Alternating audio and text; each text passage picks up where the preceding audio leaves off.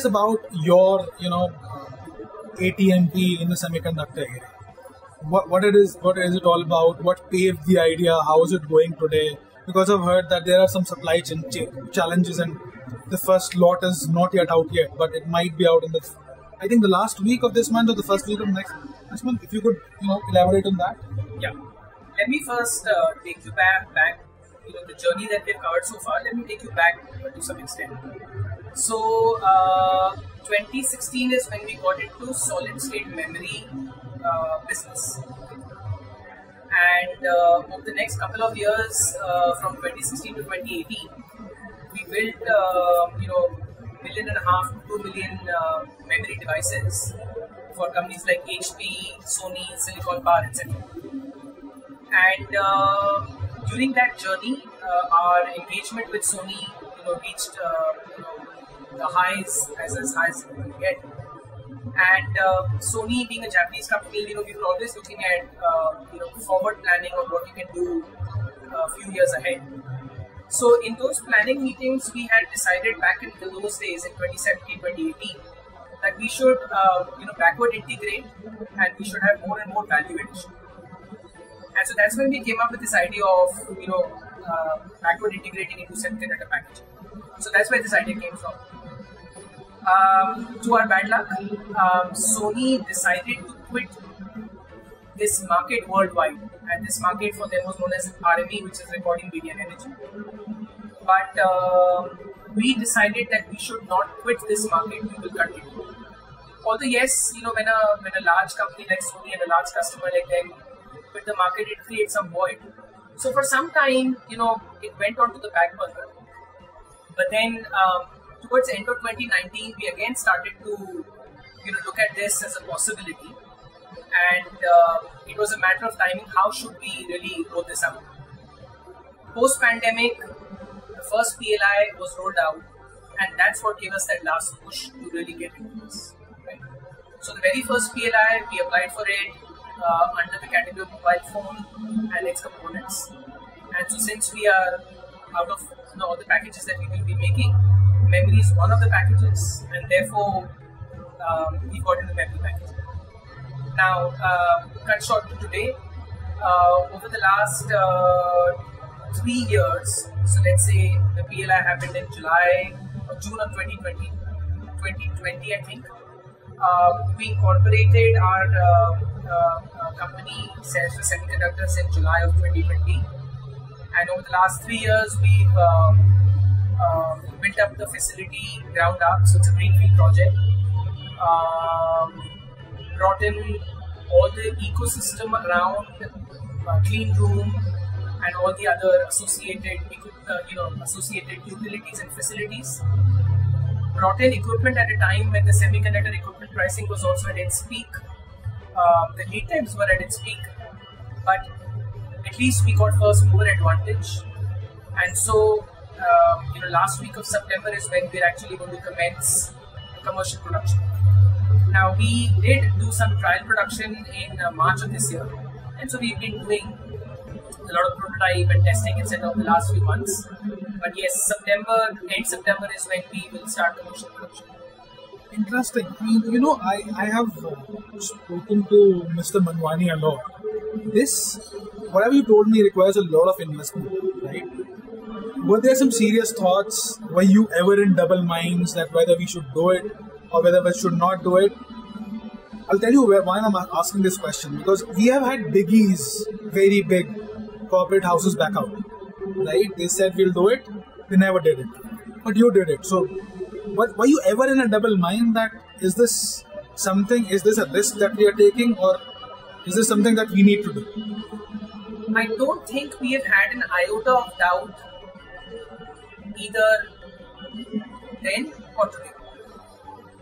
In fact, our clarity of thought is only evolving day by day, right? And several things happening around us are testimonies of the fact that this bet that we have taken is in the right direction. I've had some people ask us that, so this risk that you've taken, what are the numbers behind it. More than numbers, there's a gut feel behind it. There's a vision behind it. There's belief in it. There is a long-term plan to it.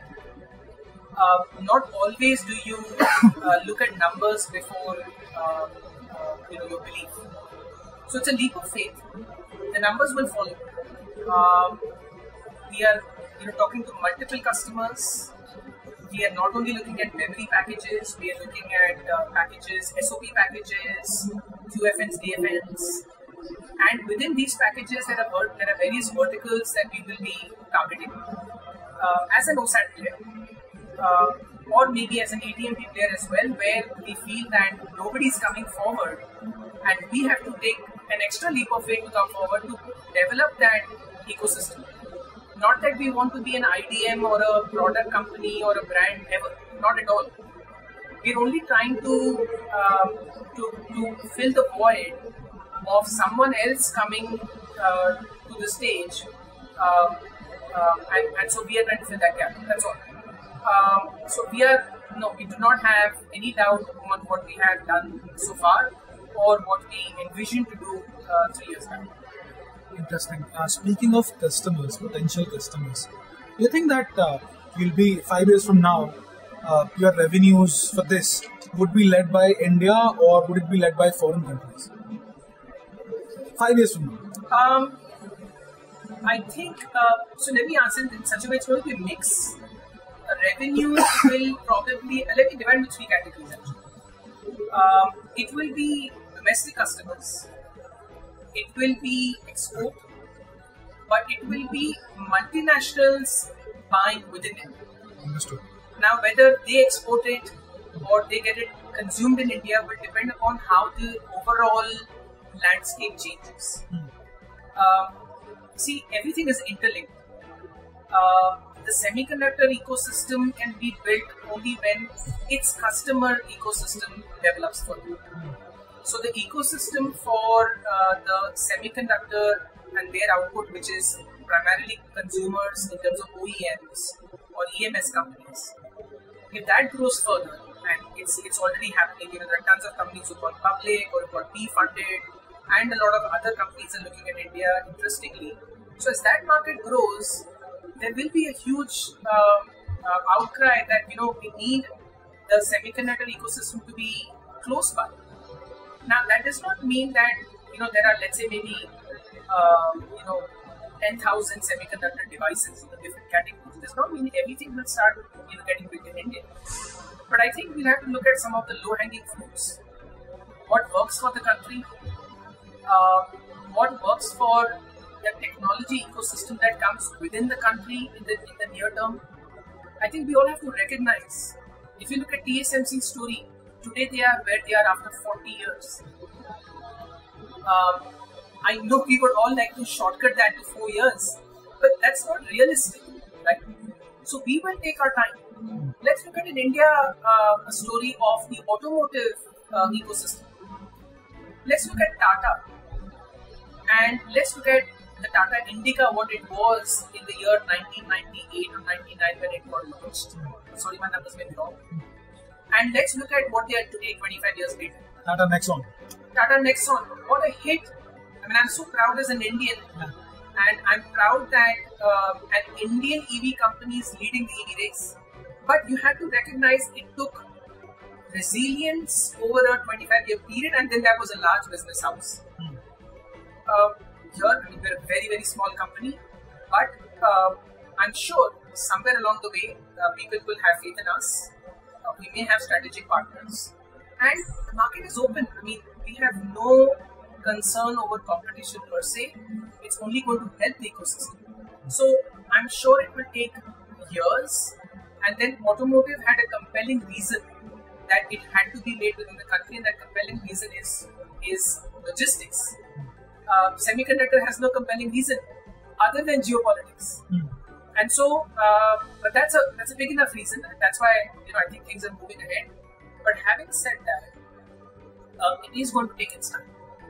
And I would seriously request everybody in the government, in the entrepreneurial world, to look at more and more of packaging, that we look at fabs, because the customer for a fab is a packaging outfit. So if we build a fab, we cannot expect their product to get exported rather than getting domestically consumed. So I think the packaging industry is to develop, ancillary industries around packaging have to develop, and only then can we move towards fab. Right? Interesting. In this answer, you slipped the word low-hanging fruits, right? You also mentioned automotive. So, is automotive among those low-hanging fruits for you? And Yes what and are no. the other low-hanging fruits? Yes and no. Automotive has a lot of package consumption, which is low-hanging fruit from a packaging standpoint.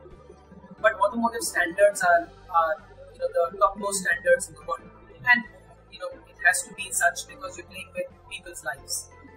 So the approval cycles are much longer, and therefore it is low-hanging fruit. But the approval cycle being what it is, and there is no testing ecosystem as well. So we're relying on test agencies which are outside of India. So all that adds to your development cycle. So having said that, it will be part of the plan, but it might come to fruition over a period of time. Therefore, what do we look at short term? We should look at anything in the short term which is India-centric. I'm just throwing out some industry names. You look at the UPS and inverter industry. They use microcontrollers low end, nothing which is rocket science. We're not talking about AI and stuff yet. Even within those, you're looking at certain packages which are very basic, very basic package. SOPs, QFNs, DFNs, SOICs, 8-pin, 16-pin, 20-pin kind of packages. These do not need advanced packaging. Standard packaging is easily doable here, and that's what, for example, we're doing. If you look at the energy meter industry, you look at IoT solutions, you look at the overall LED lighting industry.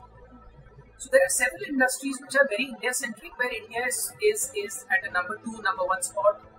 Even the EV industry, because it's evolving, especially two-wheelers have already garnered a lot of large numbers, and there the volumes can definitely meet the requirement.